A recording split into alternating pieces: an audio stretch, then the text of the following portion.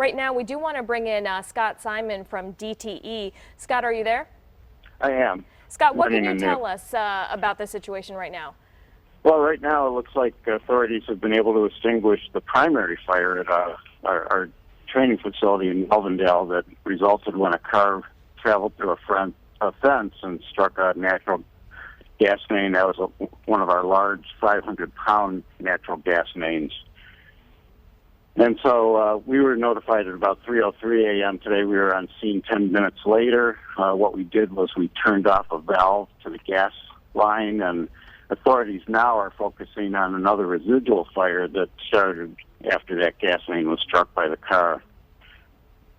At this point, are you getting any word of injuries? Do you have an update on the driver's condition who actually hit that gas line?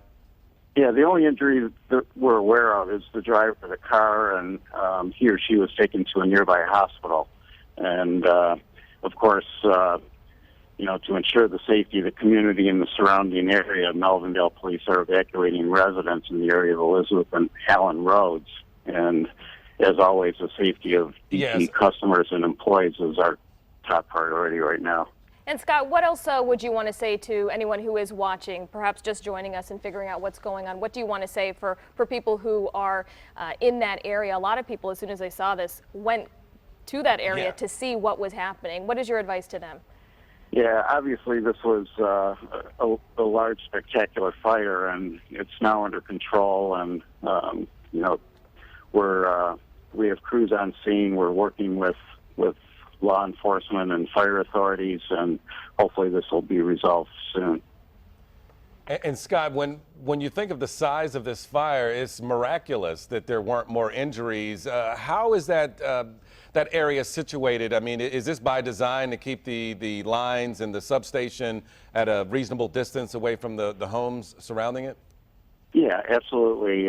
When we site our facilities, we certainly take the surrounding neighborhoods and area in mind, and I think that was made apparent by what didn't happen this morning.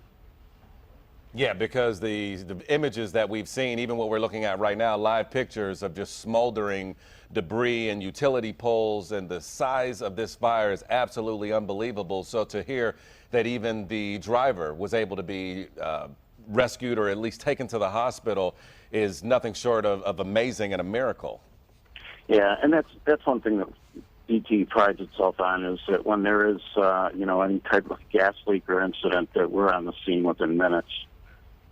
And again, Scott, you were telling us that the primary fire has been extinguished, but a second fire started as well? Yeah, as a result of the first fire, and so that's what's going on right now. And we have a couple training facilities, or a couple buildings in our training facility there that were impacted by the original fire.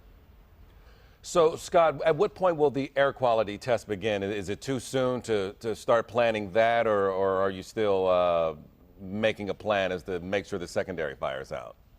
Yeah, right now the fire is our top priority, but I think it'll be up to MDQ or you know, a similar agency to address the air quality in the area. And what's next for you at this point? Well, right now we're focusing on the safety of the community, our customers and employees, and helping authorities battle the remaining fire. All right, Scott Simons with DTE Energy. Scott, thank you so much for joining us this morning.